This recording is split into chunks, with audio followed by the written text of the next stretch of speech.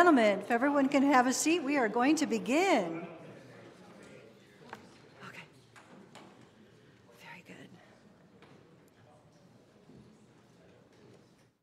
I don't know why I was worried no one would show up, but isn't you always do, right? Okay, can you hear me well enough? Great. Okay, perfect. Good evening. My name is Kelly Gallagher, and I am the organizer for Better Mount Pleasant, a local community group of residents and advocates. In 2017, Mount Pleasant was chosen to be the location of a transformational and sustainable high-tech manufacturing and technology ecosystem by Foxconn, a Taiwanese global manufacturing corporation. Foxconn promised to invest $10 billion to construct and $10 billion, yeah, and equipped a Generation 10.5 LCD factory, which would employ 13,000 new full-time employees within 7 years. The incentive package offered to Foxconn was the largest ever proposed to a private foreign corporation in Wisconsin history. The site of the proposed factory and their needed suppliers encompassed nearly 3,000 square acres of land in Mount Pleasant, which resulted in the demolition of approximately 100 homes and the shuttering of generational family farms. What was billed by President Trump as the eighth wonder of the world was negotiated entirely out of public view in closed session. Public input was not sought, and no public referendums were considered prior to its approval by Mount Pleasant and Racine County. In July 2019, monthly public briefings were suspended. Since then, only one public forum has been presented in a combined meeting with Racine County Board in early 2022. Questions from the public were not taken, and no one representing Foxconn came.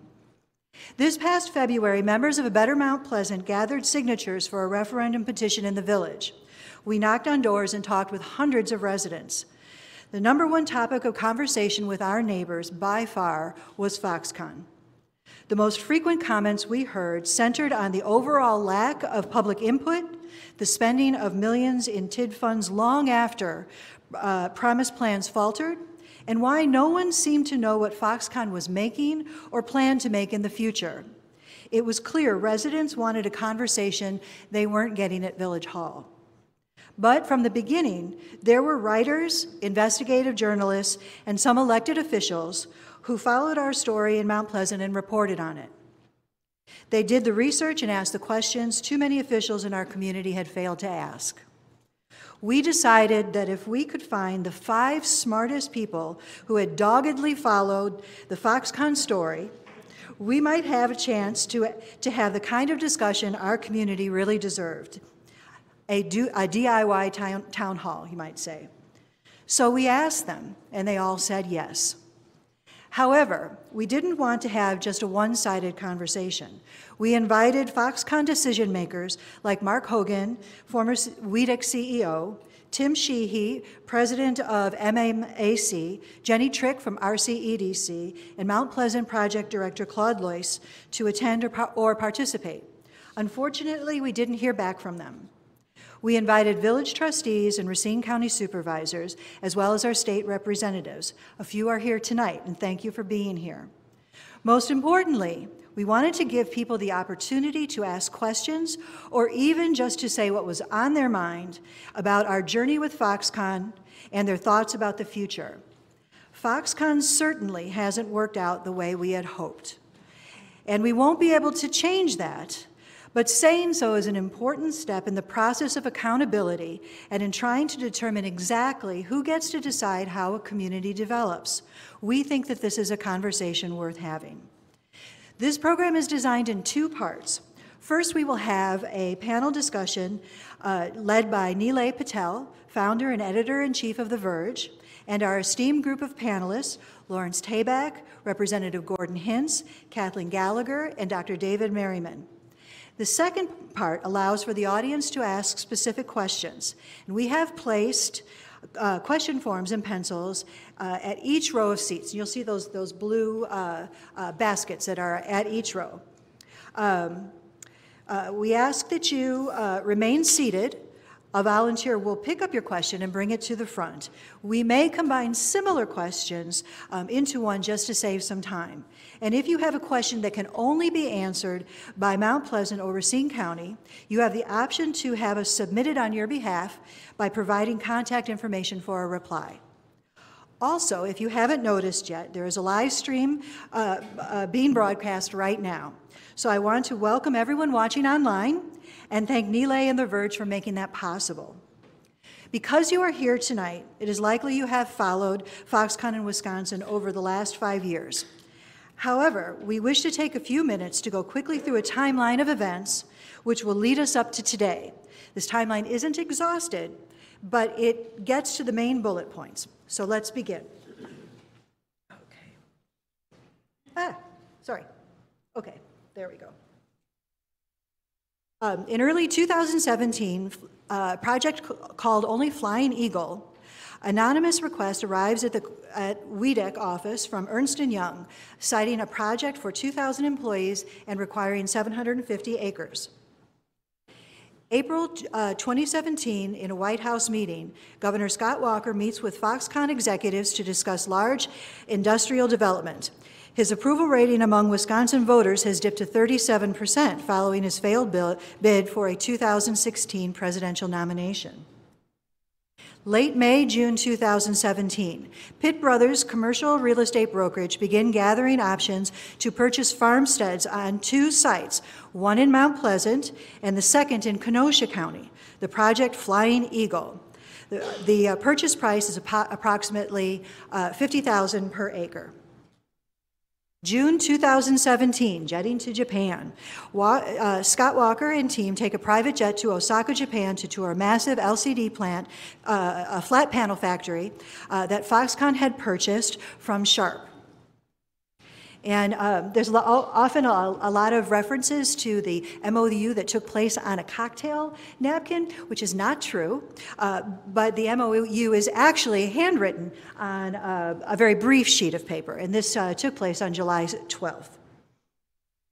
On July 26, 2017, the White House announces Foxconn in Wisconsin with Donald Trump, Paul Ryan, Scott Walker, and Foxconn CEO Terry Goh. October 4th, 2017, Mount Pleasant wins. Foxconn selects Mount Pleasant site as location of a $10 billion manufacturing plant employing 13,000 full-time workers. October 9th, eminent domain.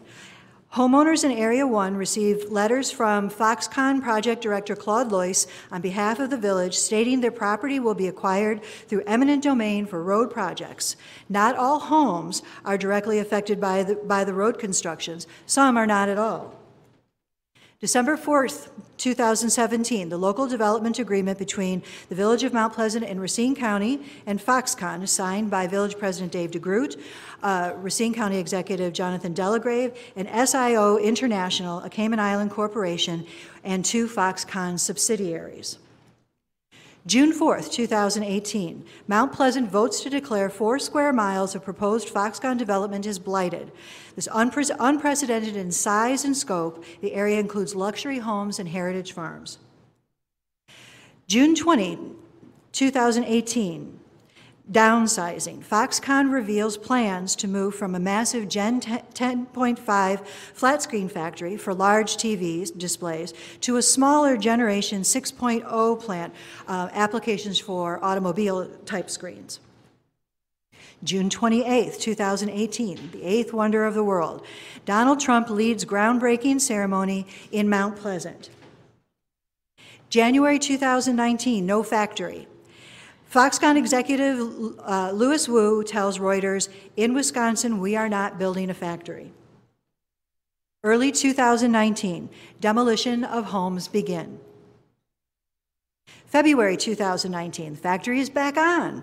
After direct intervention from Donald Trump, Foxconn chairman Terry Goh states that Foxconn will build a Gen 6 factory to produce smaller flat panel screens. Spring 2020, the Fab building. Foxconn adds to his Costco-sized warehouse a close to 1 million square foot building. It calls its fab, suggesting that this is where the Gen 6 panels will be made. The building is not suitable for production of flat screen displays. Fall 2020, the Globe construction begins. April 2021, new state contract. Governor Tony Evers and Foxconn sign a new agreement that acknowledges a smaller industrial development and lowers the state incentive liability. December 2021, $30 million. Foxconn qualifies for nearly $30 million in incentives, a cash transfer from the state of Wisconsin to Foxconn. Foxconn at that time reports 579 jobs and a $277 million in capital investments. 2021, $9.1 million in taxes. Foxconn becomes Mount Pleasant's largest taxpayers. All revenue goes to TID number 5. The TID number 5 balance in 2019 is $121.2 million. The TID 5 balance projected at the end of 2020 is $12.2 million. It's a 90% depletion. The annual spending for 2022 is expected to be $37 million. 2022, Foxconn land options. Foxconn owns nearly 1,200 acres in Area 1 and has a 10-year exclusive right, first right to option to purchase an additional 1,093 available acres out of the 1,696 acres constituting areas 2 and 3. The local development agreement. Presently, the local contract between Foxconn, Mount Pleasant, and Racine County still states that Foxconn will invest $10 billion to build a Generation 10.5 LCD factory with 13,000 full-time employees within a 7-year period. January 2024, $30 million due. Foxconn scheduled to begin paying a special assessment minimum of $30 million a year to TID number 5 for 20-plus years, regardless of their investment per agreement with Mount Pleasant and Racine County.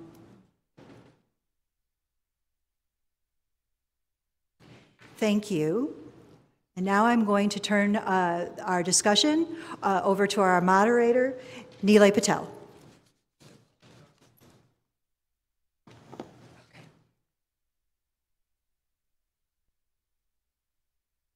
Hey everybody, hometown crowd, kind of nerve-wracking.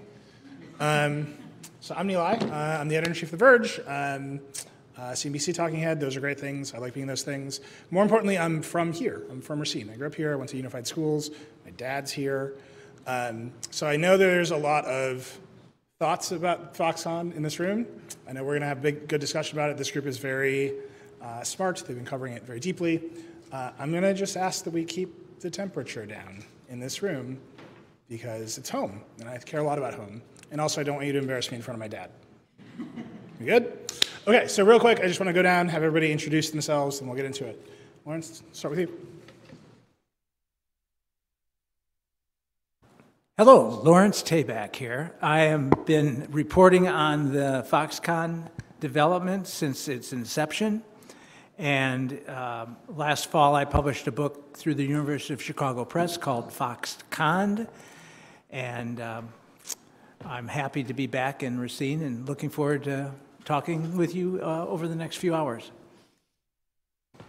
I'm State Representative Gordon Hintz. I represent the Oshkosh area in the legislature. It's my 8th term, and I'm not seeking re-election. I do serve on the Wisconsin Economic Development Corporation Board, but I want to make clear that I am speaking here purely as a legislator with opinion, but I was on the Joint Finance Committee during the time that we were debating and making the decisions on creating the legislation that made substantial changes to what was possible and enabled the original contract that was signed, and I guess I've never stopped trying to hold the project accountable and have developed interest in it. Wasn't it your job to stand there and scream, slow things down at one point? I'm not going to answer. That was my opportunity. I'm Kathleen Gallagher. I was a business reporter at the Milwaukee Journal Sentinel for a long time. Now I am executive director of the Five Lakes Institute, which works to build to make the Midwest and Great Lakes region more competitive, we do a lot of work with universities throughout the region and venture capitalists and companies. And I also write a column for the Milwaukee Journal Sentinel, and that's where I started writing about Foxconn. So I had to get up to speed quickly. I bet you all knew more than I did when I started. Hi, I'm David Merriman. I'm a professor at the University of Illinois at Chicago. Actually, I've been doing academic research about tax increment finance, what you call tax increment districts here in Wisconsin, since the 1980s or so. And I'm really interested in kind of different economic development projects. I've followed Foxconn, certainly not as closely as the rest of the people on the panel, but I'll try and bring some insight, hopefully more generally, about economic development issues. Thank you. Great. Actually, Professor Merriman, I'd like to start with you. So taking the political theater of Foxconn out of it and the groundbreaking ceremony of the gold shovels, tax incentive districts are a thing that happen around the country. Some of them are big successes, some of them are failures. Can you just take a step back for everyone? How are they supposed to work? What is the general structure? How did this one either match the general structure or depart from it? So tax incentive districts are a way of how having developers capture some of the benefits that they create in terms of economic development. In particular, the additional property taxes that are generated when they do development provides revenue, and some of that revenue can be plowed back into the area. And that's particularly been an issue in blighted areas, often in urban areas where there was, a lot of poverty and a lot of difficult circumstances, and the private market wasn't so willing to work that way. So classically, it's been an agreement between government and a private developer to work together towards their common goals. Now, I have to say I've done lots of research about TIF around the country, and it's very frequently abused. And so when it often does not work in the classic way, and it often is used as simply a way for communities to compete with each other for economic development. By the way, we all were on a Zoom call the other day, and they all talk to each other. So if I just ask questions the whole time, they don't talk to each other. You should all make frowny faces at each other. Often the way they're abused is that they're used to develop like residential apartment buildings, that sort of thing. So actually, in a way, what Foxconn was promising was going back to the way they're supposed to be used, right? Right. Actually, in my writing about TIF, I've been more supportive of development that is designed to create employment. I think where this economic development deal is from an academic perspective is questionable is like, why couldn't the private market do itself? What exactly was the stimulus that the developer needed, and what would be the public benefit? But much better to use them in a kind of manufacturing sense than in a residential sense. So, Representative Hintz, you were on the WEDC when this was happening. You were a critic of the deal. What was presented to you that justified the amount of investment that was made here against the promise of, at the time, was an LCD factory, which I hope we can all agree does not exist, right? No one has seen one, right? I just drove by there. Okay, it doesn't exist. What was presented to you beyond that that would have justified it? So I should clarify, I was not on the WEDC board at the time of the legislation or the contract, but obviously was at the time that it was renegotiated. I mean, I think for a lot of us in the legislature in Wisconsin, it certainly checked a lot of boxes, especially for this part of the state that has an incredibly proud manufacturing history, a state that's looking for new economy, jobs. And so when you had a tech company that wanted to come here, a governor who wanted a substantial win, and the kind of promise of 13,000 jobs and $10 billion of investment from a mega company that seemed to have that kind of money, I think there was just a lot of people drinking the Kool-Aid, and it was a pretty lonely place early on when you just said, but it doesn't make sense. Labor costs here are 8 times higher. There's no supply chain. We don't do electronics manufacturing in this country. But, you know, it required substantial changes to statute to be able to do the environmental exemptions, get the water, to deliver the overall cost of the credit and payments that was going to be made to the company to get there. So, you know, if you saw the slides that introduced things, some people may have said, oh, you know, Governor Walker's approval ratings. Well, you can't tell that story without mentioning that there was a governor who really needed an economic win, who was behind on things. And I think, you know, I'll just make my one point here while I have an opportunity to talk. Well, you don't want to pass the mic when we have the talent up here. We do. I always need to explain to people that there's an economic benefit to Foxconn's presence in Wisconsin beyond whatever happens here. And if you remember when Donald Trump was running in 2016, he said, you know, I want iPhones made here. We're going to put tariffs on goods, you know, electronic goods coming into the country if they don't start making them here.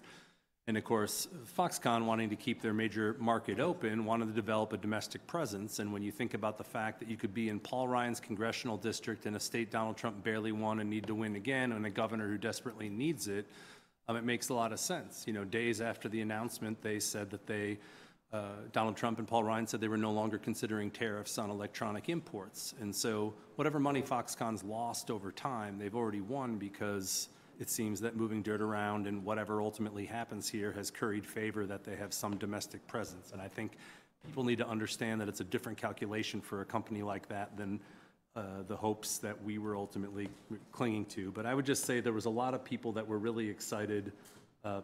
Politicians get very excited when they can say, look what I did. I just want to connect a dot. The reason you're talking about iPhones is because half of Foxconn's business is making iPhones. So they're very connected to Apple, right? Yes. Lawrence, your book is great. I encourage everyone to read it. We're technically competitors, but I'm allowed to say the book is great. I think you did some reporting too. Thank you. Book is great. You should read it. Almost immediately, your reporting revealed that there wasn't actually a plan. So I don't want to focus too much on what happened in the past. I think we should talk about what happens next, the promise of the panel. But I do think it's important to just lay out kind of immediately the scramble that occurred after the deal was signed when Foxconn needed another plan. So you can talk about that a little bit? Tell me again what you want me to focus on. After the deal was signed and there was the pivot away from the factory to something else, whatever that might be. Well, it's a complicated story, and that's why I guess I devoted a whole book to it. So, Page chapter 1. Yeah. In order to get that total perspective, you have to plow through all those chapters. But the first story that I wrote about Foxconn was titled, "Why the Promise of 13,000 Jobs is a False One." And I should say 13,000 high-paying jobs was a false one. And that was based on my scrutiny of the business model that Foxconn carried throughout its history, and not only in East Asia, but in Europe and other venues. They were notorious for hiring the lowest possible workforce, paid workforce, paying the lowest possible wages, and working that workforce to exhaustion. So it just seemed odd that the legislation had promised jobs at the time somewhere around $54,000 a job. And you might remember that there was a point when Foxconn was actually assembling TVs in Mount Pleasant. They had a rented space out on International Drive, Globe Drive, I guess it maybe is what it's called, out on Highway 20. And they were actually putting together TVs that were pieced from different different suppliers around the world. And I drove over there and spent some time in the parking lot as the shift changed and talked to the workers as they came out of the little mini factory where they were assembling TVs, and discovered that they weren't getting paid $54,000 a year. They were getting paid $14 an hour. And they were all employed via temp agencies, a favorite Foxconn strategy, and none of them were getting benefits. So it struck me right from the beginning that there was a real disconnect between what was promised and what was within the capabilities of Foxconn to deliver, regardless of what they did here in terms of a giant $10 billion factory. There were a lot of disconnects. I'll leave it at that. Kathleen, you've paid a lot of attention to the area. We're here now, right? We're 5 years into this project. There's a beautiful road that if I was still 16-year-old in Racine, I would be tearing down in the Mustang that my dad bought me. I still think about it, and now I'm driving their minivan. It's not great. What is happening there, and what kind of developer do you think would go there for that kind of infrastructure? Or who is talking about it? I don't know. Fair enough? There are 5 buildings there. The biggest is that 1 million square foot building. There seem to be some I know they've brought a lot of local CEOs through to show them the work. I've talked to a few of them. They've said that it's like manufacturing demo lines. I think they're using it to try and lure customers. You know, and we all know Oshkosh Truck was talking to Foxconn about manufacturing its post office vehicles there, and it seems from what's been made public that that Oshkosh Truck didn't want to contract with Foxconn to build them. So it seems to me to be Foxconn's problem that they can't lure companies to get them to make something there. Gordon, from your Representative Hintz, sorry. As a member of the press, and this designed to bring you back down to our level. Representative Hintz, from your perch at the WEDC, what conversations about development of Foxconn have you heard? What kinds of companies are interested in the infrastructure that we have in the area? And what projects do you think are moving forward? Yeah, I mean, I think we're at an interesting time, and clearly with what was proposed and what hasn't happened, it's been easy to focus on that. But, I would say we have an incredibly valuable property with a lot of assets, close to a major airport, 2 major markets, great transportation infrastructure, probably some overbuilt infrastructure locally, 2 Research One universities. It's valuable to someone. You just don't have an urban parcel like this. The question really is, what kind of success, what does success look like? It's not going to be 13,000 jobs or $10 billion of investment, but this, so what is for the community and for the state? And I think a lot of things, if we were to have a get-together in 2 years to say, well, what happened in the next 2 years, we're at a very important point. I think we'll get to the discussion of, well, what's next and how do things play out. I do think, Foxconn is a producer. They make things. Apple hires them to make the iPhone. When they were looking at doing General Services Administration contracts, they do those things with Dell and Intel. Foxconn's usually the supplier. They want to produce things, but at the same time, they are facing the penalty phase of not having enough value there. And so I think they'll need to decide if they want to bleed some money or if they ultimately want to, lease out or be more landlord-oriented. But I know the community and the state certainly want to see something there. Hopefully that's more focused on the job side of things. But I think the expectations need to be managed about what it's not going to be, and that is not 13,000 jobs and $10 billion of investment. So, again, I'm bullish on the fact that, there's some people that I think, just think that there's going to be a black hole there. And I think that's not true. I think it's too valuable, but the question is going to be, well, what is successful at this point? What would be good? Will they need additional infrastructure with another local financing package or a local state package? Because I'll remind people that because they didn't use the state legislation that created the big incentive package and they didn't receive the big dollar amounts, that's still on the books. So, the state has the ability to maximize the capacity that's in that state statute legislation, and WEDC can negotiate a future really bad deal. I'm just kidding. A better deal, hopefully. But it's always there. which could provide some flexibility. And I know you, Kathleen, wrote about Intel and other things when you looked at the scale of the Ohio package. So I think everybody wants to see something positive, but... It's time for our first fight. You said it's valuable. I think it's valuable when somebody makes it valuable. What it is right now is a bunch of empty land with some infrastructure on it. There's all kinds of empty land around the United States with infrastructure on it. You said that there are 2 R1 universities. I don't know what R1 means. I know UWM uses it a lot, but I really don't know what it means, and I don't care. What matters is how much... What matters is how much in research dollars you have at your university. I knew this was going to come up, so let me tell you, UW-Madison is the 8th biggest research university, according to the National Science Foundation, which tracks this for the country, is the 8th biggest research university in the country with about $1.4 billion of research. Northwestern is next, surrounding us, at 29th. Then University of Illinois Chicago at 64th, then Medical College of Wisconsin at 97th with 264 million, then UW Milwaukee, whatever R1 means, at 188th with 61 million. I said 61 million with an M versus 1.3 billion. 1.4 billion with a B for UW-Madison, then Marquette at 229th with 37 million.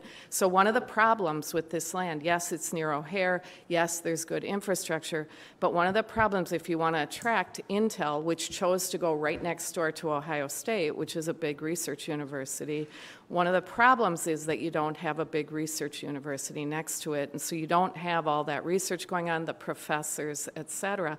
That's one of the challenges with this land. Now we're at this intersection where what's going to happen? It looks like Foxconn isn't going to do anything. Who's going to develop it? What do you put there? What's been put along this corridor right now is warehouses and distribution mostly, right? Like Amazon and Uline and that sort of thing. Those aren't anywhere near the level of jobs that you were expecting with Foxconn. It's hard to get those high-paying jobs if you don't have a research university next door. So to me, you identified the conundrum. I don't think it's valuable until someone makes it valuable. I guess the one thing that we would just agree on related to the scale is it was more exciting for a state like Wisconsin, and I think in this area in terms of targeting underemployed population and remembering when you had a lot of manufacturing jobs, that the comparative advantage of the U.S. would be in research and development. You would probably have a lot of fewer highly educated positions in engineering, design, development, but not nearly as many jobs. But I guess I still think there are a lot of assets, whether or not the expectations are there, and I would still draw circles around how close the research universities, and quite frankly, I think Milwaukee is underrated and underutilized, and I think the ability to partner with those they'd be more than happy to develop a branch. They have a good physics research effort. A new chem school at Milwaukee building. So I think this leads to a question that we talked about the other night when we were pre-meeting. I remember when people around here used to drive AMC Eagles because they're made down the street, and we were very proud of our AMC Eagles. I don't know if any of you have ever looked at a picture of an AMC Eagle recently. I don't know what we're all thinking. Things happen. Those are good jobs, right? Those are good manufacturing jobs. Modine was a good manufacturing job here. How many of you have AirPods? You've seen an AirPod? Yeah. You can admit it's fine. We look weird. No human being can manufacture an AirPod. If you try to take apart an AirPod, you cannot get it back together, right? That has to be done by robots. That has to be done at automated assembly lines. And that is the future. That is essentially how the iPhone is manufactured. We talked a lot about Foxconn iPhone. So I would just put to this group, in this area, what does a good manufacturing job actually look like, and is it possible? Sorry. Go ahead. So I guess I'm not sure I'm the most qualified person even on this panel to answer that question, but I think one thing is it doesn't look like a manufacturing job that was in the 1970s or the 1980s, right? It looks like a job where someone is managing robots, frankly, managing technology, and it's probably very capital intensive, and it's maybe somebody who has a community college education that can kind of do those kinds of maintenance tasks. Can I aren't just going to say, be as many good manufacturing jobs going forward. We're going to do a lot of manufacturing in the United States, but it's going to be done by a lot less people. if I could just add to that, when I was doing the original research on those 13,000 jobs, I was puzzled by the same sort of phenomena. I looked at the most similar factory in the world to the one that was proposed here, and it opened in Osaka, Japan, a factory that's making those giant screens that we all love to have in our homes. And the entire factory complex was employing 2,000 people.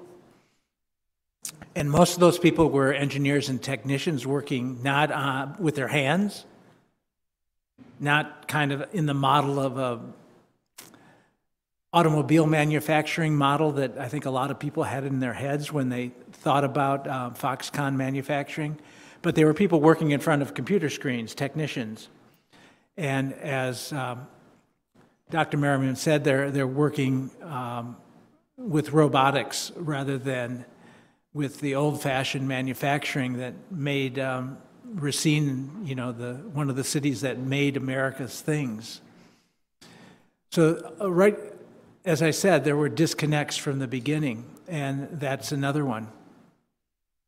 I would just also add, this is where I know a lot of the intent, obviously, from state lawmakers that supported it and the governor, but also local officials sort of said, this is going to be our chance to address brain drain, to make this a dynamic region where people to come work here. So job creation, good paying jobs, accessible jobs was a huge part of it. Obviously, the other concern out there is about property value, being able to make back local payments, expanding the tax base, given everything that's happened and that may not be occurring. That is an important consideration. So I guess the premium on, what kind of jobs, what kind of project here versus, if you had an automated plant that created tremendous value and paid the, that was highly valued, that paid the tax, paid back the debt, you would address one problem about not having, having a black hole or having a tension with the company or lawsuits or state moral obligation, but you wouldn't meet the job goal. And so I think we're entering a phase in the next few years where these things are sort of at odds with each other. And of course, Foxconn's own role, given their perhaps wanting to be the producer, turning down 1,000 jobs with Oshkosh Corp that would have been manufacturing jobs, UAW jobs, and also having right of refusal of the other development areas are going to, is going to be pressure on them to decide how much they want to be behind content and how much they want the property in some project to development to get them out from under the money they owe. Do you think Foxconn turned down Oshkosh or Oshkosh turned down Foxconn? Well, Foxconn, I think it's safe to say, wants to be the producer, and Oshkosh Corp was not going to have someone else produce their vehicles. And so both of their business models, I respect both of those goals, so it wasn't going to work out, but Oshkosh Corp needed 1 million feet of existing space because they have to produce by next year. At least that's what they're saying. And obviously this warehouse was perfect for them. But my guess is in a few years, Foxconn would take that. They weren't going to take it now. Actually, Representative Hintz, can you, just to clarify for everybody, you keep saying Foxconn wants to be the producer. That is some business lingo. There's some business and politics in there. What specifically do you mean by Foxconn wants to be the producer? Yeah, so as I said before, they're not an original content company. They manufacture the iPhone.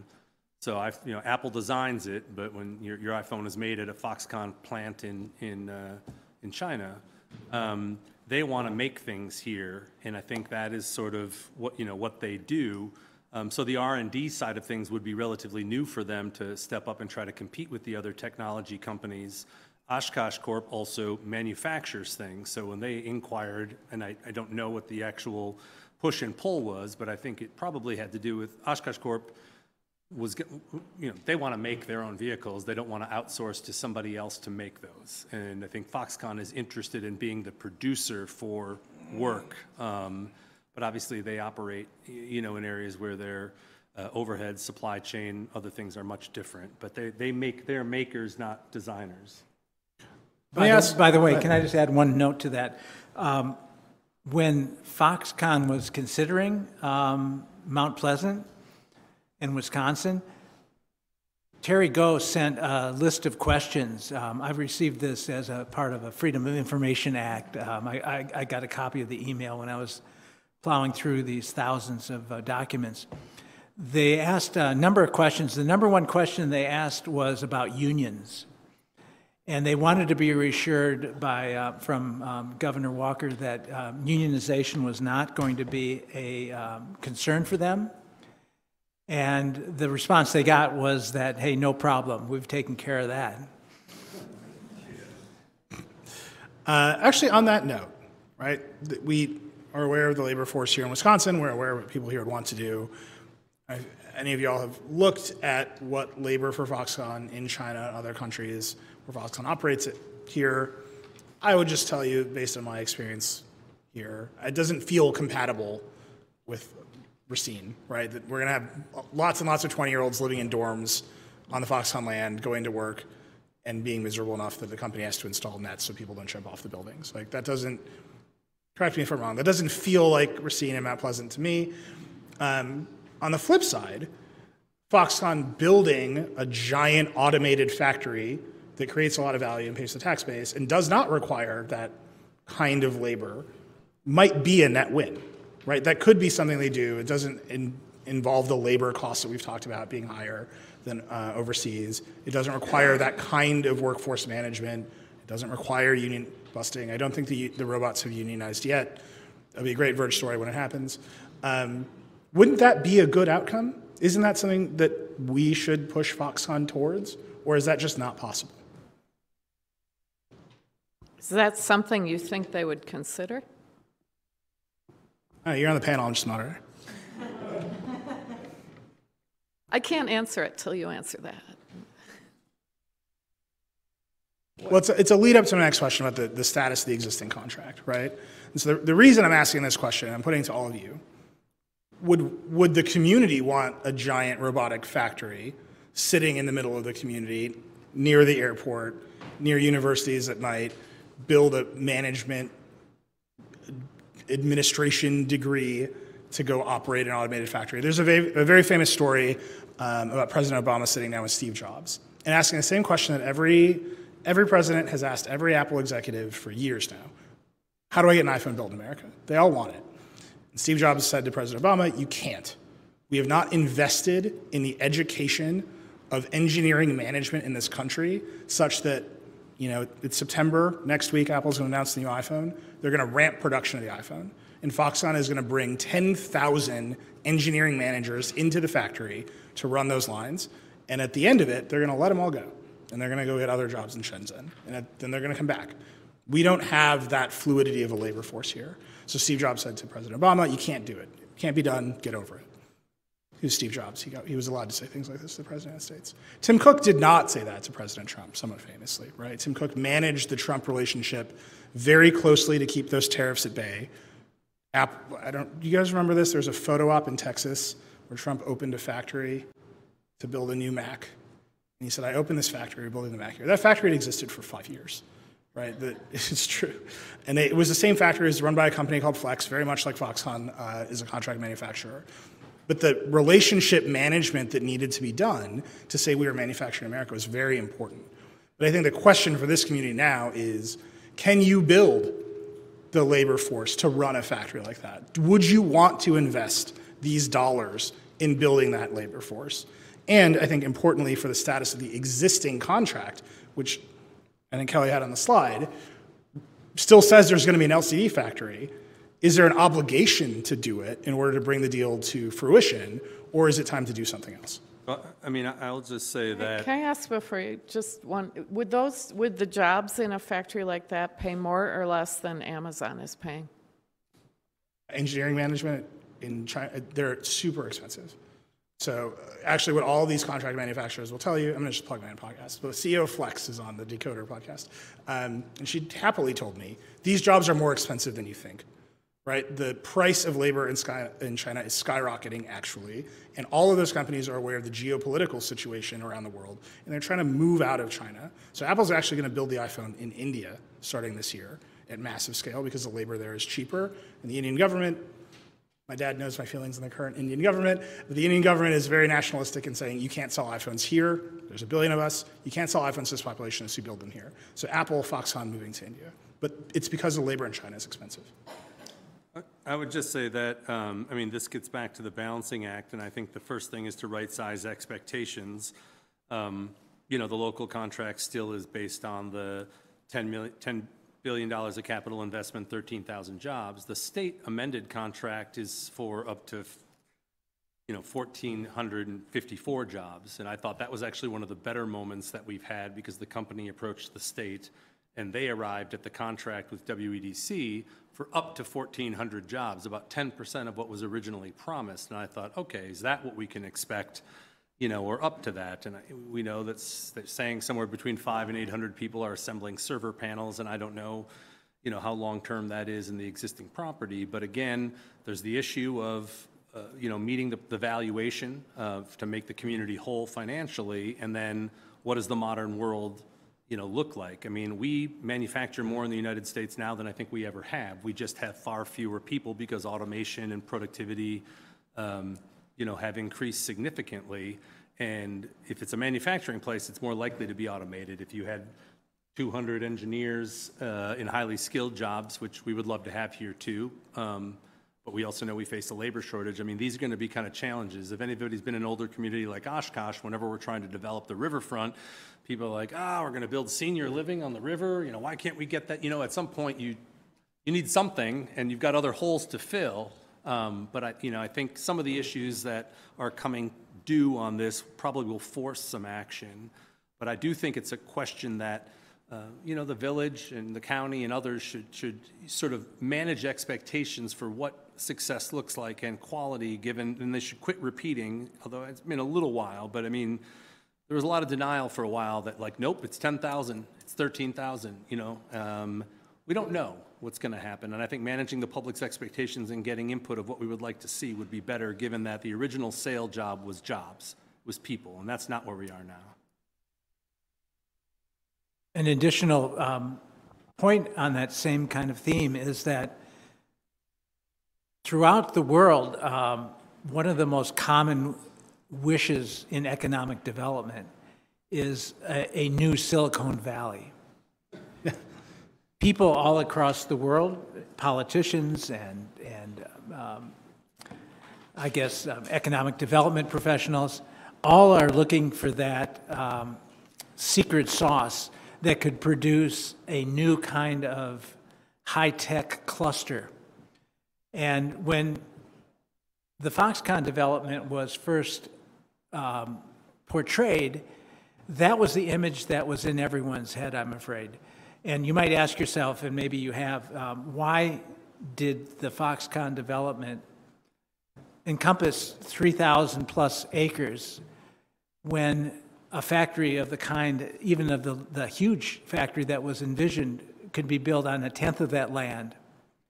And the reason was that there was a vision that it would be much bigger than just one factory. It would be the start of a whole cluster of economic high-tech development. And the fact is that academic research has shown that trying to create the new Silicon Valley has failed in every case that it's been tried. It's not something that can be engineered or artificially constructed.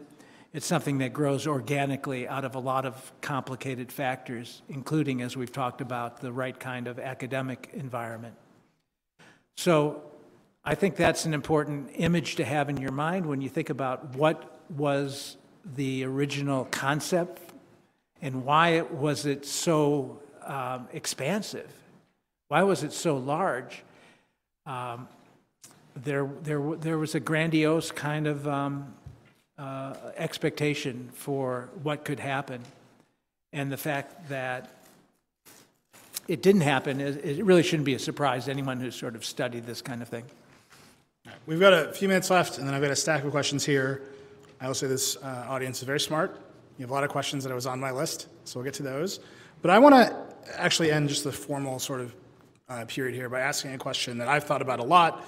I know this group has talked about, and that when the village planner tweets at me, comes to mind.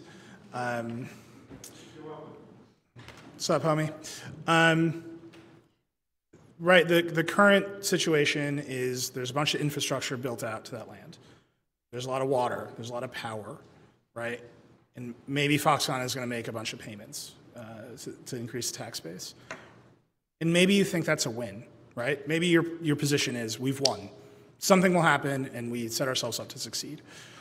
My question to the panel, and honestly to everyone, is do the ends justify the means, right? Is the past 5 years of confusion, of promises back and forth, of elevated expectations that we could build something called Wisconsin Valley, which I don't know how much they paid for that name, it's too much. Were the ends Super do dumb.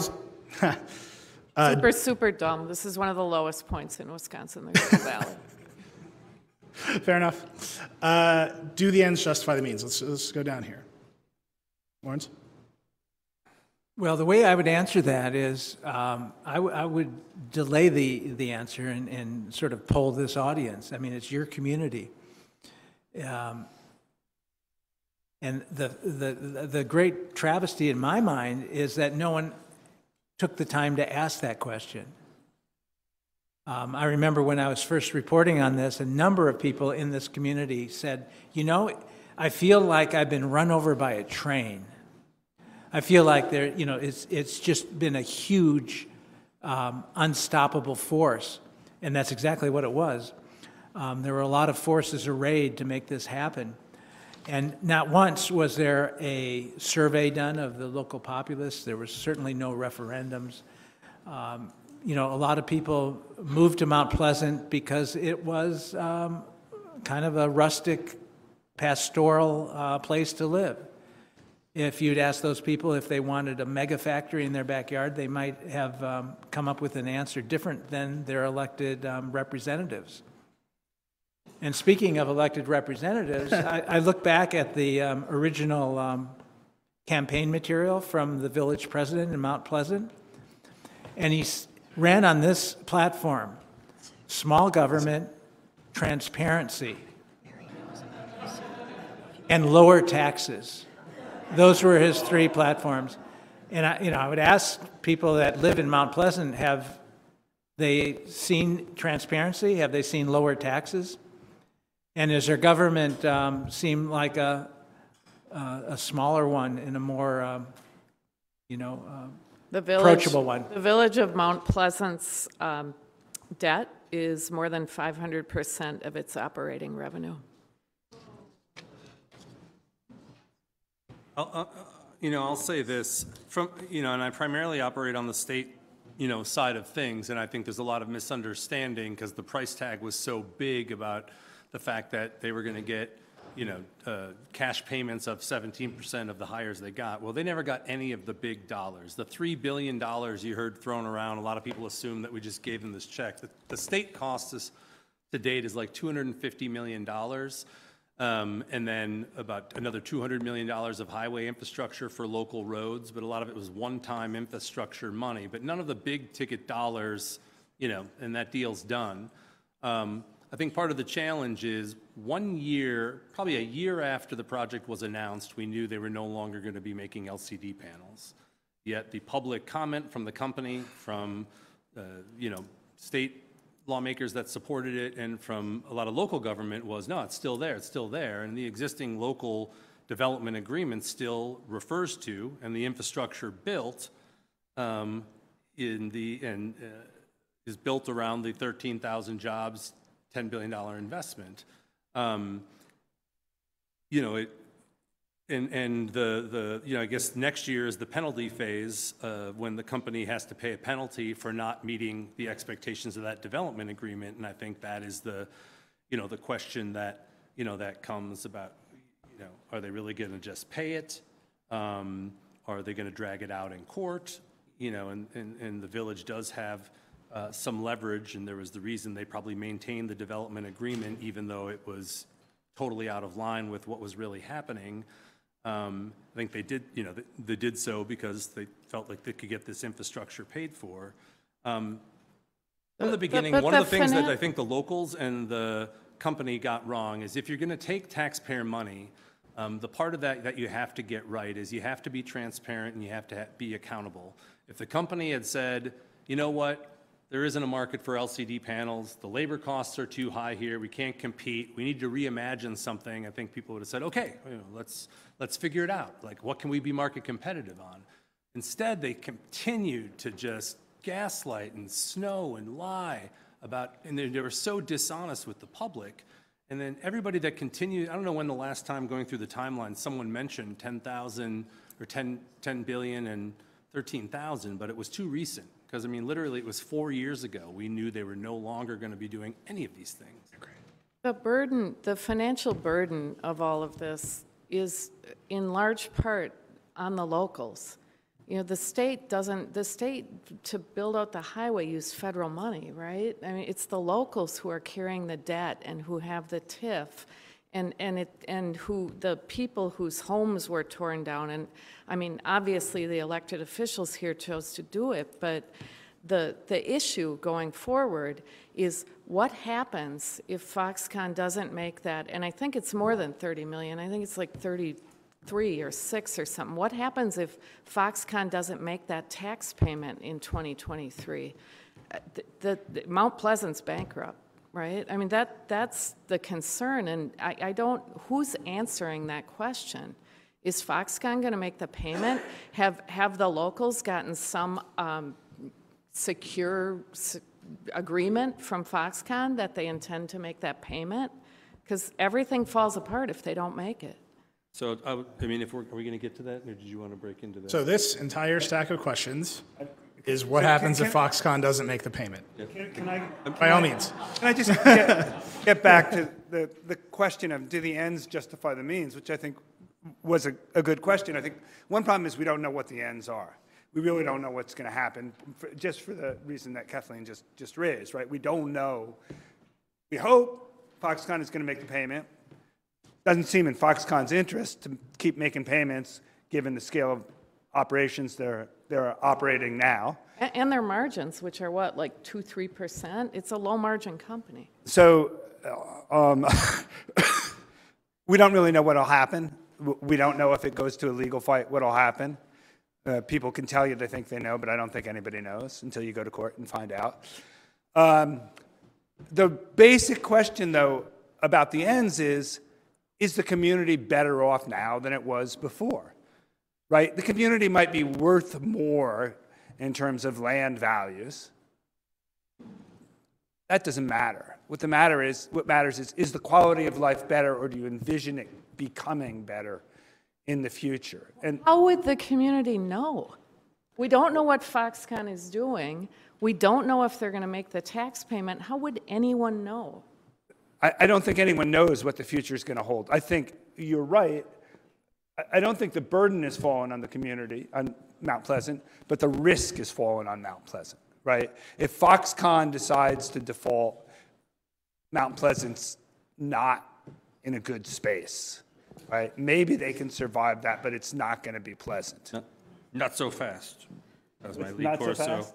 Well, so this is where, it gets a little complicated, and because we knew this was going to be the big question that was asked, I kind of tried to go through with... Can you at least let me read one of them? Yes, so we read can it, sorry. pretend that we've moved I on to answer this before period. it happens. All right. And I need to... I think this is actually they're all great, and all of you have lovely penmanship. I'm honestly impressed by this group. But here's like a succinct version of this question again. It's all the same question.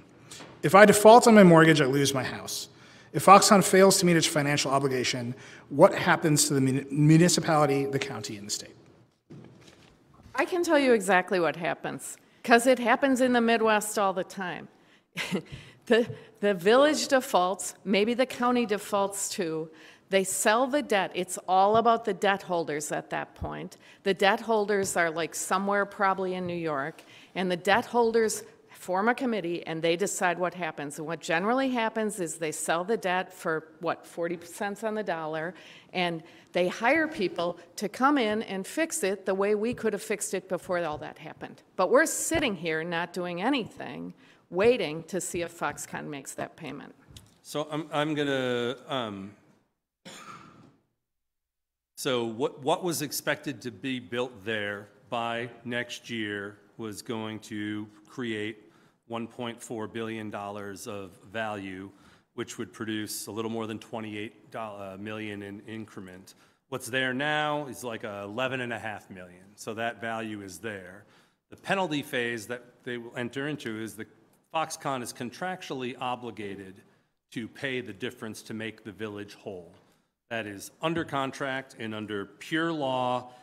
You know, it would be a breach of contract and they could be found and forced to pay. They're already in breach of the contract. That doesn't seem to bother them. The way the contract is written is the village can enforce the payment without, and still not address the fact that the contract is written on something that's completely gone. But look, Foxconn would lose the right to develop areas 2 and 3, and they would probably lose their assets of $500 million, and they would no longer be eligible for the state incentives. So when I say those things, the village has a pretty big hammer. That being said, Foxconn has shareholders. What assets of $500 million? Existing building and development that's in property 1. It's $500 million of assets? Yeah. Thank you. Well, let me just ask a follow-up here. I've been a lawyer a long time. I have a law degree from the University of Wisconsin. It was great. Send your kids there. My law professors always taught me you can have a contract. It doesn't matter unless someone goes to court and some lawyer is very motivated to get themselves a BMW, right? Or you can threaten to enforce a contract and sue, and that brinksmanship is actually what gets you to compliance, right? And this is just the game that's played at every business at the country. Are there any signals from the locals here or from the state, from Representative Hintz himself personally, that if Foxconn doesn't pay, that litigation is imminent? Right? Are the stakes being raised appropriately in this moment when this community has this question? I'll move faster than I sounded like I was going to do. The pure law contract, you would say they're contractually obligated in a world where you just believe that that's the way it is. It happens. But the way Foxconn operates, they're cheap. They have shareholders. Again, their goal on preserving revenue isn't necessarily based on anything happening here. They're into buying time. They're into dragging things out. They're in delaying. It's unlikely to me that when they enter the penalty phase, and I'm only speculating and I have no idea, that they're going to want to continue paying $17 million, especially if they can draw out a legal dispute in some way and might look to somehow renegotiate things or drag it out for a couple of years. There's provisions in the contract under an act of God. In this case, they could say COVID or political change or supply change disrupted their ability to do things. There are issues related to the fact that they're a foreign subsidiary and the guy who signed it is a foreign national who no longer has anything to do with the company and is probably never going to step foot in the U.S. again. All of these things are things that we were just coming up with today that could possibly be issues. And even if they lose, it drags out 3 years. It buys time for option 3, which is what are the politics at play? Would it be unlikely that if you got a new governor coming in that would rip up the existing deal and want to come in and try to provide additional money, use that existing statute that we had to change things up? Because Foxconn was awarded credits last year but didn't take them, right? And the question, why didn't they take them? Well, it's because if they go into breach of contract, they would lose them and have to pay them back. Might be one of the reasons. I don't know that, but I think you have to look at, yes, there's a contract, there's goals of the legal strategy that aren't exactly, they could be just buying time, and these are all just pure speculation. But it's unlikely to go the way I think you think it's going to go, and it does raise questions that drive things going forward that I think are so far removed from where we are, but there needs to be more discussion about it. Just to be clear, though, there are 2 contracts. Both had the state and the locals had a contract. The state contract was for tax credits, basically, and was renegotiated. The contract with the teeth is the contract that the locals have, that Racine County and the Village of Mount Pleasant have. So when you talk about enforcing the contract, you're really talking about the locals enforcing their original contract, right? This is the other big stack of questions. I would label this stack the Claude Loyce stack. I think that Again, impeccable penmanship from all of you. Here's the simplest version of this question. Why are we still playing Claude Lois? What is the role of a project manager here, and how are the many ways Claude Lois has failed? I'm asking you, Lawrence, you've done the most reporting. Did you here. say Claude Lois? Yeah. Well, I don't know if we can answer that directly, but I did devote a chapter in the book to the somewhat jaded history of Claude Lois' economic development history. And if you're interested in that, if you haven't pursued reading the book, that would be something of interest. You know, it's really frustrating because a lot of the questions that I knew we would get tonight are questions that need to be answered by the public authorities and the professionals who are working at Mount Pleasant Village Hall. And they aren't here to answer those. And it would be wrong for us to pretend to have the answers that we don't. So it's a little frustrating. I think there's one way to look at it, though. I mean, you look a lot at TIF districts, and his job, he's a consultant. Claude Lois is a consultant to the Village of Mount Pleasant and responsible for the TIF. Is that a typical job, and what does it entail when it? It's often done through in larger cities, done through the Department of Development. Mount Pleasant's a small city, a small village, and this is a very big TIF, so it doesn't surprise me that you would hire somebody externally to manage it. It's obviously going to be a big job. I don't know whether he personally is doing a good job of that, but clearly managing a TIF district of this size is a big job. What would be the experience that you expect someone to have when they were doing that job? Well, I would expect someone to have experience doing economic development, and particularly public-private partnerships. And for a project of this scale, you'd expect someone that had, managed very large projects and dealt with, there's a very big debt component. So you'd want to deal with all of those kinds of things, as well as compliance with state laws and local laws. I mean, the community, the village wants to see development here and in areas 2 and 3.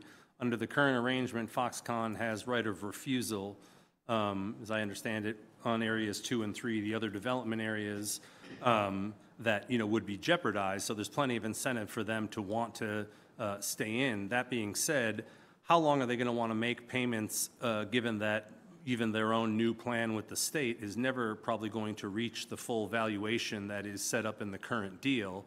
And so maybe they pay for a while, but I think the village is going to want to have more control over the development projects that ultimately occur there, and Foxconn's going to want to get out from someone under the debt. If we're going to write down what we think might happen in a few years, I think Foxconn's going to want to try to figure a way out of this. Would the village consider reducing or renegotiating some of the debt to be able to get them pure control over the development of the adjacent areas? But Again, the village, hypothetical speculation. But the village can't renegotiate the debt. It's at some point it becomes the bondholders who are in charge. That's the problem. The village isn't going to be in charge if all this starts changing. It's the bondholders. It's the people in New York who are then going to come in and manage it the way they want to manage it. What I was going to say is, you have to either find some way to service the debt or default on the debt. Right now, the way you're servicing the debt is payments from Foxconn that don't make economic sense, it seems. So, can the village find some way to service the debt that does make economic sense? It seems like a tall order.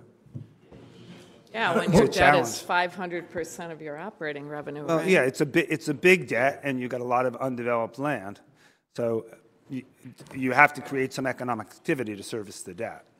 5 years in, there isn't any. One little tidbit that I uncovered when I was working on the book was of perhaps interest to this audience, and that was an intellectual property suit that was being conducted by a smaller U.S. manufacturing company that claimed that Foxconn had stole their trade secrets. And the lawyer in charge of that suit said that he was frustrated with the progress of the suit, and one of his frustrations was that it appeared that Foxconn did not believe that they would be subject to any kind of U.S. court settlement, that they felt exempt from any U.S. court settlement. So that sort of puts a cloud over any kind of legal action. Can I just ask, because there was so much interest in the Claude Loyce thing, would you expect regular reports from the person who's managing the TIF, or what would you expect them to publicly produce? Kathleen, certainly. This was an actual question we got. This person printed it out at home and brought it in. Very proud of them. But well prepared. I'm proud of you.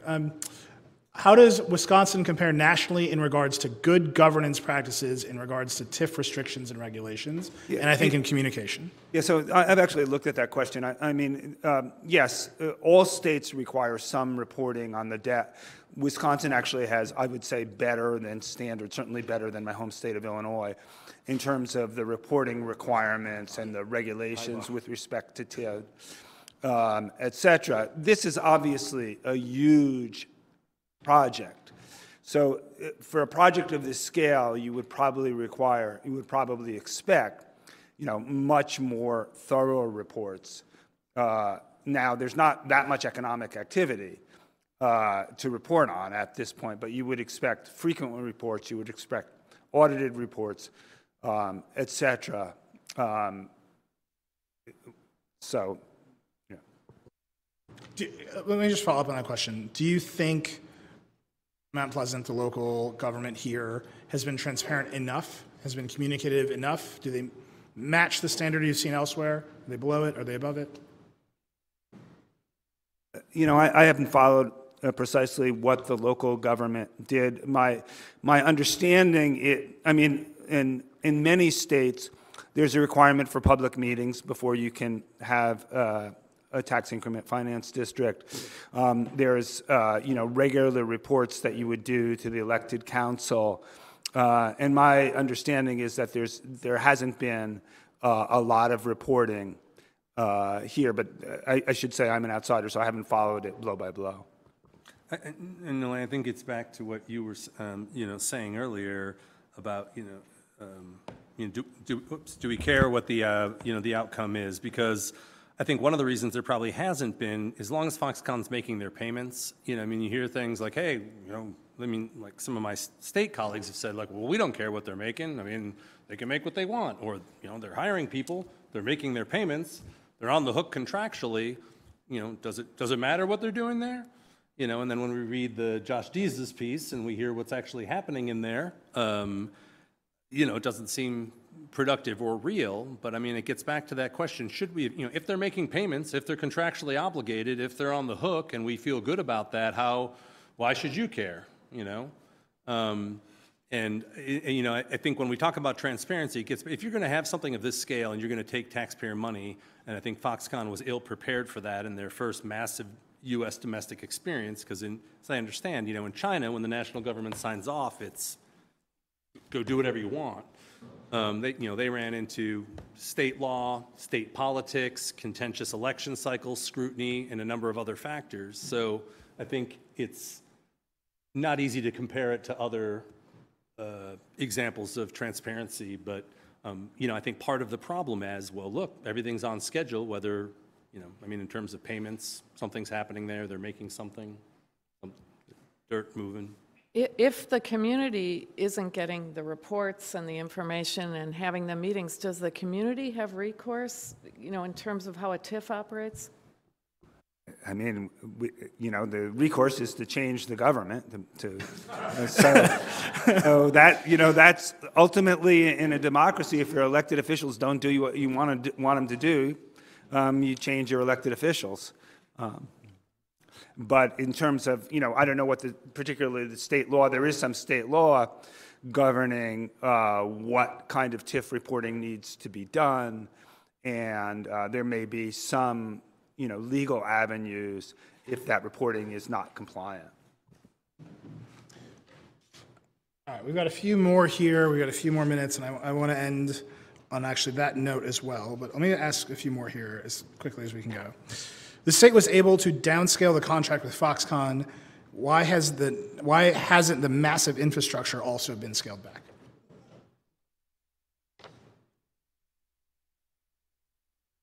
Well, the massive infrastructure was actually completed before the contract was renegotiated. So just in terms of timelines, that happened first. But I remember asking an official with the electrical utility that was building this $100 million substation, were their plans going to change any? Because it was clear that this giant electrical eating factory was not going to be built. And they just kind of cavalierly said, nope, we're going along as planned. So the momentum, the institutional momentum of highway development, of sewer development, of electrical infrastructure took on a life of its own once it was approved. And I don't think there was any looking back. Any changes to that original development agreement have to be agreed upon by all parties. And I think if you're the village looking at just pure law and the contract, you feel like you're in a pretty good place. And if it doesn't happen, they've got to make up the difference, on it. And it never works well from an economic development standpoint when government tries to build the infrastructure and then lure somebody in. Usually companies want specific infrastructure, and this was more specific, but I do know that there were goals to get the transmission line out to this area for future development for years. So whether this was a way to get to do that or not, my guess is some village officials, hopefully somewhere, said, yeah, I don't know if any of this will happen, but it's a pretty good deal for us to be able to, develop something in the next 20 years and be held harmless if everybody plays by the contract. All right, two more. These two are on a theme, and this one's just a hard shot at Kenosha, which I think will play well in this room. If conditions continue as is, what is my cost for year for Foxconn? Follow up, what is the yearly maintenance cost for the water if it's not used? And then the second question here is, who is responsible for the water cost? When is that bill due? I don't know about the water issue. I think, if the contract is followed, the payments made will be based on the valuation of the property that's there, and then the penalty, about $17 million, that Foxconn would be on the hook for, it would probably go down gradually if there's no more development, but it's a, penalty. Assuming they pay it, then for the ongoing Foxconn project, I don't think there's any. I can't say regarding sunk costs. I mean, utility ratepayers probably saw incremental increases to be able to fund those things. I don't know enough about the water infrastructure. I read the water contract 10 times, and I still don't understand it. So I called an acquaintance of mine who worked in city government, and we sat down together, and he tried to understand it, but we didn't make much progress in that. So it's a really good question, but it's esoteric. But it's clear that part of that water contract is a guarantee to the Racine Water Authority that they will be paid a certain amount. And originally, it was going to be paid for by the user, which was Foxconn, that was going to use 7 million gallons of water a day to wash the glass that's used to make big screen TVs. There's certainly a liability there that the community is responsible for, because there's no one going to be using 7 million gallons of water on that site anytime soon. Representative Hintz, you said a $17 million penalty. What were you referring to? Yeah, so beginning next year, the increment that the village would receive based on the value that was supposed to be there of the property was $28.1 million. It's projected, I think, somewhere around $11 million of increment is there now. So they are on the hook under the contract to pay the difference in a penalty. So they would owe $17 million Foxconn would have to pay to make the village whole. In one footnote to that, that valuation of what Foxconn has put down there is a Foxconn estimate. I know that there was an assessor that was assigned to get an independent reading on that, but I don't believe that that has ever been released. Kelly, have you heard of that? So I'm personally skeptical. I did a little back of the envelope calculation on how many square feet of warehouse space they had there, and it appeared to be being valued by Foxconn at a considerable multiple of the actual standard cost for that kind of building. So that 11 million might be a little inflated, but nevertheless, I think the point stands. That's just a footnote to that. We only have a few minutes left. I'll tell you the Kenosha question later. You can come up to me and say hi. I want to end here. I think one of the most troubling aspects of life in America right now is a feeling that things just happen to us, right? The elephants dance, we get trampled. There's a loss of control and a loss of agency. Nothing frustrates me personally more than just being told to vote, which we definitely told you all to go do. How would you arm this audience with questions to reclaim a feeling of agency? What questions would you suggest people ask? What demands would you make to regain a measure of control and understanding of the situation? Because I think that's actually the first step before telling people to go vote. Don't you think it's the answers and not the questions that are lacking? I got some questions. Oh, the moderator got shut down. This is what I would Good night, ask. everybody. We've established that one of the really important things here is this contract between the locals and Foxconn. And it seems to me, and I've made this point in my columns, that Foxconn is in breach of the contract. The contract says they're going to build this big screen TV factory, and they're not going to do it, and they're not going to hire 13,000 people. So they're in breach of the contract. You could probably make a case that for fraud based on, I'm sure Lawrence has had more of them, but conversations I've had with experts about these factories, it doesn't seem like they ever intended to build this factory. And in fact, they said, shortly in that they're not going to build the factory that's in the contract.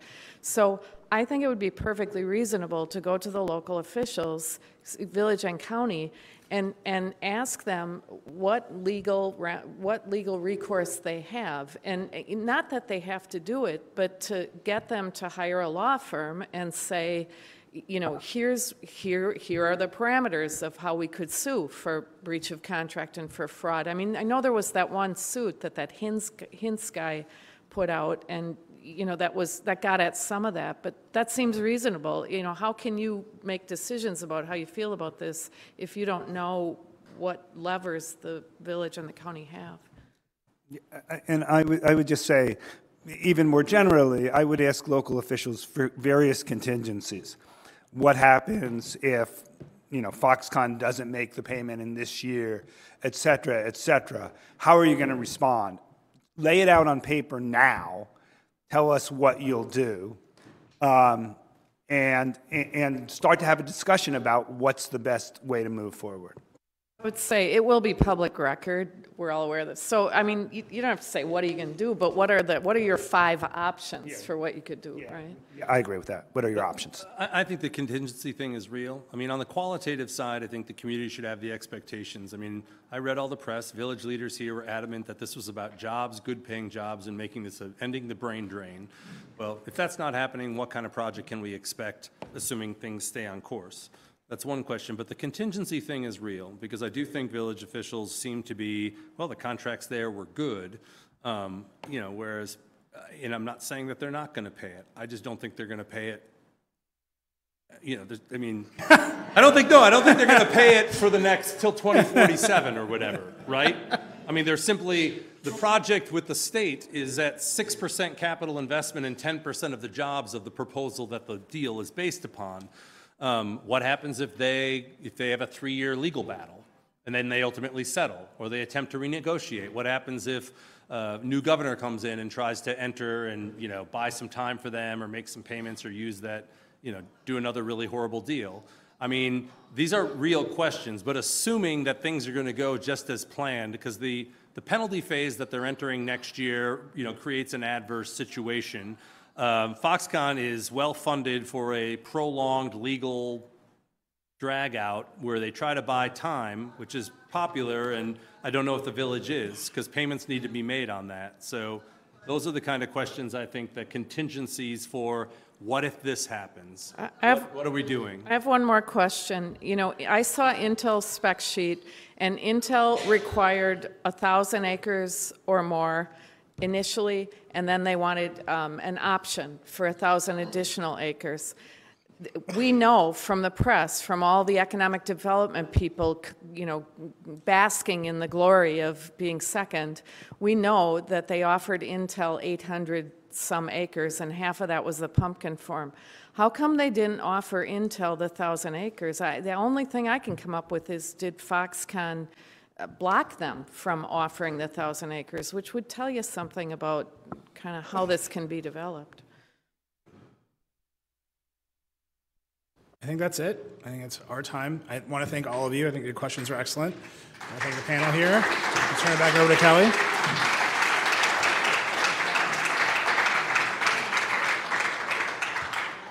I told you they were really smart. And judging from the questions that we got from all of you, there is a lot of smart people in this audience as well. Thank you so very much for your great questions. Before we leave, I just want to say to this community that I have been a part of for 30 years now, we need you. Come to village meetings, volunteer to serve on committees and commissions, volunteer as poll workers. Most importantly, run for office. Too many trustees run with no opposition. Let's make local government more accountable to voters. Talk to your friends and neighbors. Talk to that guy down the street who always threatens to run. Get him to do it. Or run yourself. Papers are due right after New Year's Day for the April 2023 election. There are 4 seats up. Message us at A Better Mount Pleasant. We will help you and walk you through the process for turning in your papers. I want to thank our extraordinary panel of guests, Larry Tabak, Gordon Hintz, Kathleen Gallagher, and David Merriman. I also want to thank our rock star moderator and hometown hero, Nilay Patel. Yes. Sorry. Thank you to all of our volunteers and our supporters. Josh Ziza, if you are listening, we love you. Thank you to LiveX and Nick in the back for giving us a live stream in which our lips and voices match. Thank you to Gateway Technical College and their fantastic staff. Gateway is a community treasure. Thank you to all of you who showed up and to everyone who watched. Good night. Thanks again.